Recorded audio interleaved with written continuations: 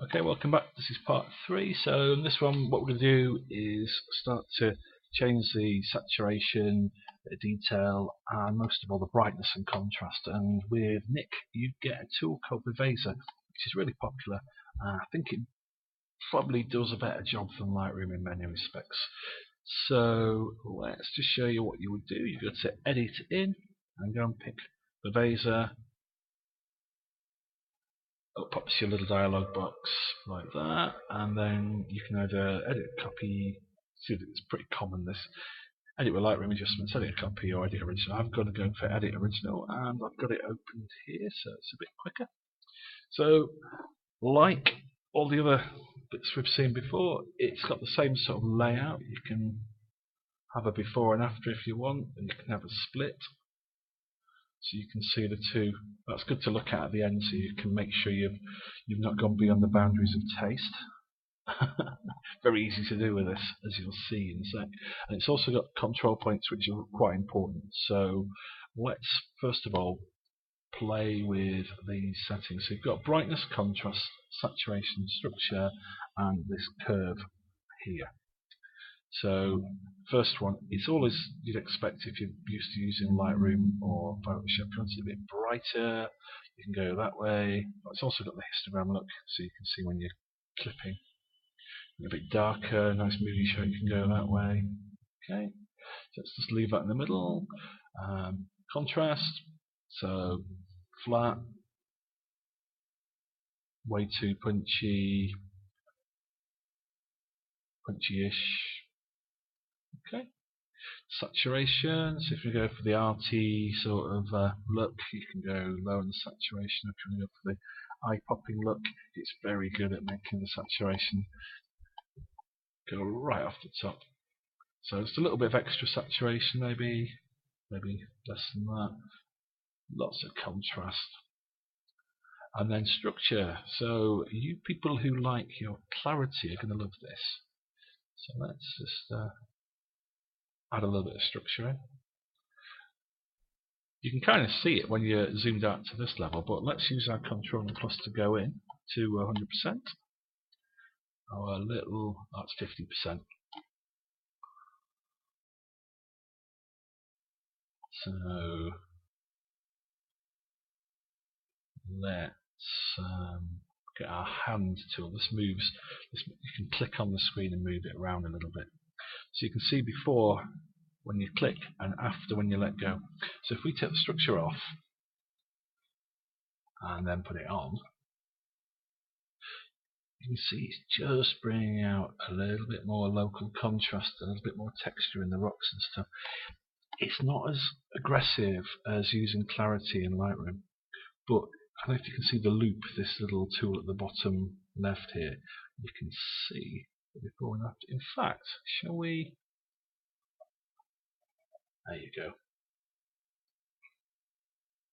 So as we move around, you can see what's actually happened. So we've got a lot more colour, a lot more punch going on, but the structure is sort of taking off where the pre-shot may have left off. Okay. So let's go back to the full screen. Control minus gets us back to full screen zoom. So let's imagine now that we wanted this stream area a little bit brighter, maybe. How would we do that? Well, control points. So I'll click on this chap here, and now you see my mouse. If I hover over here, you can see it's turned into a little spot.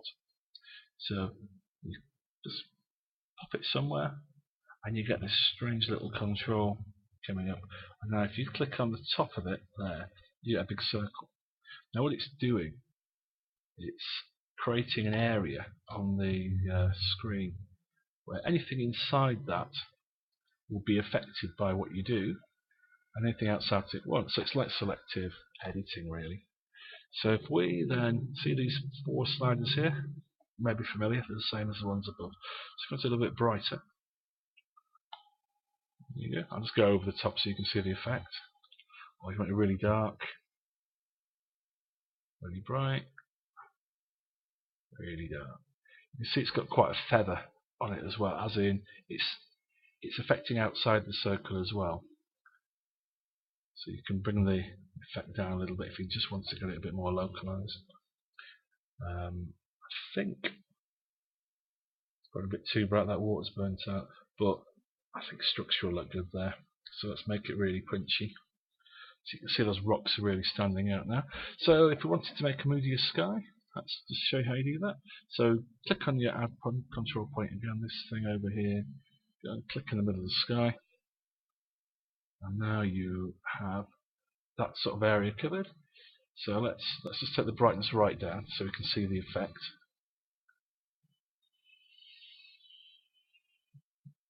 Right, and then we obviously don't want it that dark. That'd be a bit too in your face.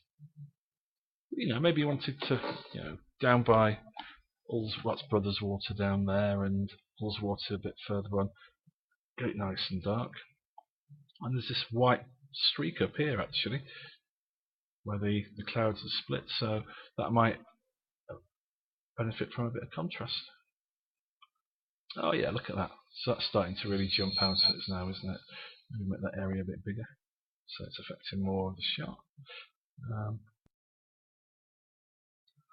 So you can wander around adding as many of these as you like, really, until you sort of got a layout you like, and you can always go back and click on them if you think you've gone a bit too far, like I have with the sky.